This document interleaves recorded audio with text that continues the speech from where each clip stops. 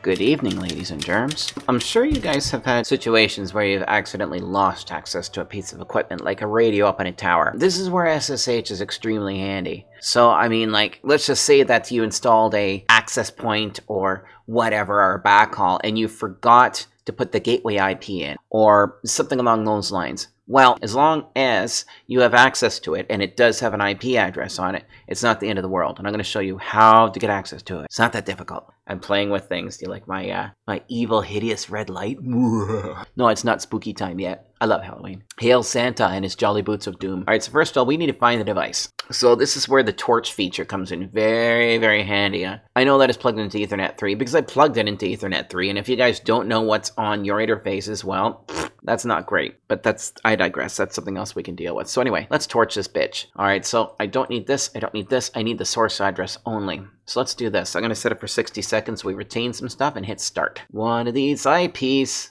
isn't like the other. One of these IPs don't belong. All right, so let's see what shows up here.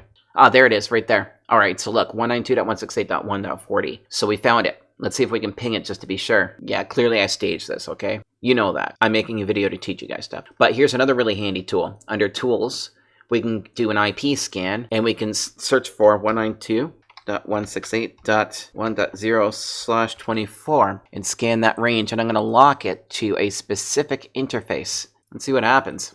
Should be able to pull something up, right? Oh, look. Cool. There's that IP address again. Now, sure, I can ping that from here, right? But I don't think I can get to it from a computer, so let's see here. Yeah, I can't because it's on a different subnet. It doesn't even matter that I'm on the same broadcast domain right now. I'm on a different subnet, so this computer needs to rely on the router to get to it. And because there's no default route in that device, we have no way to access it. So, here's what we need to do. I'm going to move this over here.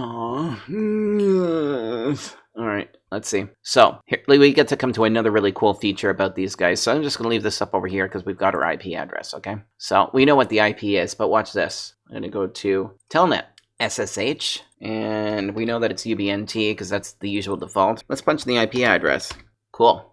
Telnet. Now, just to let you know, because, you know, this is sort of Linux, right? You need to know how to use VI, some very basic VI features. Now, once you're into the radio, you are essentially in Linux, but here's where everything's stored. /var/temp. So if I hit an ls, you can see everything in there. So if we type pwd to see our directory, we're in var/temp. So the file that we're looking for specifically is this one, system.cfg. So we're going to edit this in VI, because, you know, of course, you're not going to have Pico or Nano on here. Why doesn't anybody on embedded systems include Pico? It's, in my personal opinion, it's fucking easier to use when you're doing basic stuff. Obviously, VI is a very fucking powerful tool, but at the same time, yeah, a lot of people don't know how to use it. Pico's very, very intuitive. So anyway, I digress. Here we go. System.config. We're in. Yay. Why don't we make that screen just a wee bit bigger so we can move around easily with it. Okay, here we go. So the whole configuration for this device is in here. All right, including DNS and everything. All right. So with the file structure here, if you look at netconf, there's the IP address right here under netconf4. So, you know, we know what that is, so we don't have to change it. There's the subnet right there. So .0, but where the hell is the default route? Oh, I know where it's going to be. By the way, resolve is just up above. Let's look down here. We'll keep going, keep going. It's got all sorts of goodies in here, right? Oh, it's not down here. We'll go up and see if something hits me in the face. I believe that it's supposed to be route. Bridge. There it is, route. Ah, there's the gateway. No wonder it's not working. It's because it's set to 6.1 instead of 1.1. All right, no problem. So we're going to hit X. I'm just going to, and then escape, because once you've actually, you know, completed what you're doing with X, which is delete, you want to stop the command, okay? I don't know how to explain it. So now I'm going to hit I so I can insert, and we're going to make this 1.1. I'm going to hit escape again. So I've just changed that entry. So the entry right here is right here, route. Can I highlight that? Will you let me? See, I just fixed that. Okay, so I'm going to hit escape a couple of times. Now I'm going to go ... What do they call that? Is that colon? Yeah, colon. So colon, W for write, colon, Q for quit. Okay, now we've done that. Now watch. Here's the cool part. You have to hit save. That will save it. Okay, so now we won't be able to ping to this just yet. I need to show you guys how to do soft reboot. I honestly can't remember how to do it, and I just want to get this basic video out of the way tonight. So we'll just do a reboot. So just like any Linux, we can reboot this, and you see that disconnected up top? Perfect. So let's start pinging this until we can finally see the radio again. Oh yeah, I know. So you guys are going to be pissy about me being lazy about not including the command for soft reboot on Ubiquiti, but I don't want to throw too much at you at once. And honestly, I can't remember how. Just look up Google Ubiquiti soft reboot. There is a specific command that will refresh the settings for you without actually forcing you to actually hardware, like hard reboot the device. Right, so let's see here.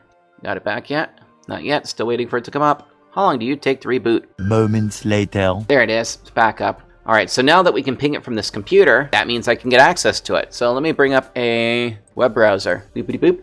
All right, so let's see here. All right, we'll go 192.168.1.40. Yay, I can get to the device now. Isn't that handy? So that's basically all you need if you want to get to access to a device that you've lost because you accidentally programmed in the wrong information, right? It's just simply log into it from the router itself, because the cool thing is that if it doesn't have a gateway or a default route, then it can't be routed. You cannot access it from a different subnet on the network. If you're in the same broadcast domain though, the same bridge or same switch group, and the device that you're trying to access it from has the same IP or the same subnet on it. Like if I plug the laptop into that same layer 2 domain and set it as 192.168.1.99, I would most definitely be able to access it. But let's just say that you're the technician, you're sitting in the NOC, and your guy's out in the field doing the work for you.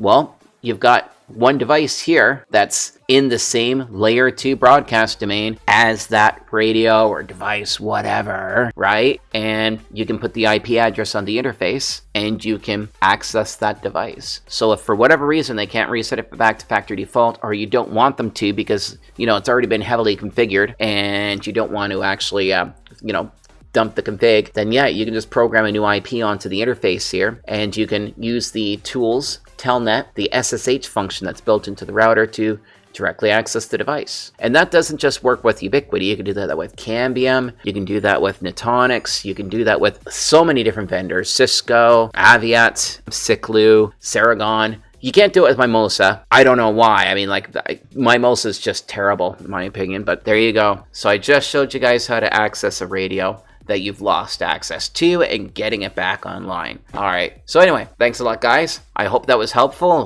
Don't forget to leave any suggestions or questions in the comments below. Like and subscribe, and join us on Patreon if you want to help support the channel. So anyway, thanks a lot, guys, and you have a great night.